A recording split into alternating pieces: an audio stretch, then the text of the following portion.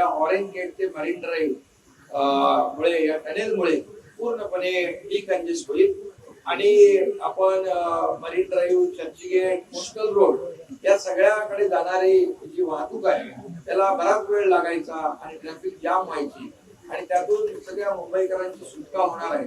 South मुंबईची देखील traffic कमी होईल आणि ईस्ट आणि वेस्ट हे एकमेकाला जोडलं जाईल. त्यामुळे हजारो लाखो मुंबईकरांना त्याचा दिलासा मिळेल.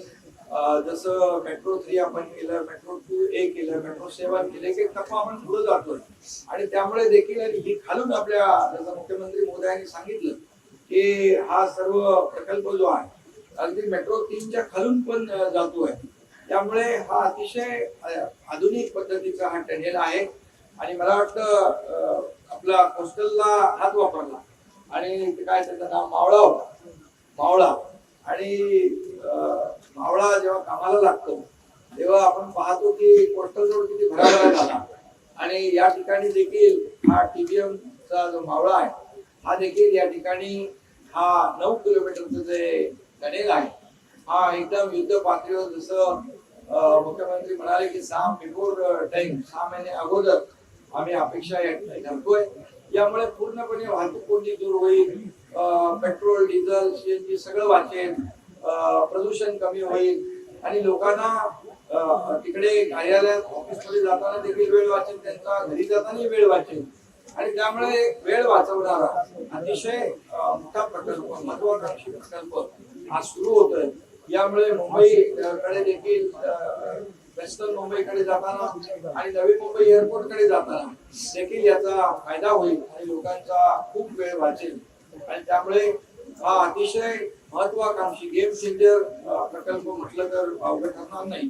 शेवटी आम्ही जे 3.5 वर्षामध्ये या मुंबईसाठी केलेले प्रकल्प आपल्या समोर आहेत आणि आता हा देखील प्रकल्प आपल्या समोर आहे. त्यामुळे आता आमचा पाय ब्रेकवर नसतो, आमचा सतत पाय एक्सिलेटरवर असतो आणि म्हणून कामाच्या विकासाच्या एक्सिलेटर आम्ही दाबत असतो. यापूर्वी जसं मुख्यमंत्री म्हणाले की यापूर्वीच्या सरकारमध्ये सगळ्यात ब्रेक लावून ठेवला होता, तो ब्रेक आम्ही काढून टाकला आणि एक्सिलेटरवर पाय ठेवलेला आहे.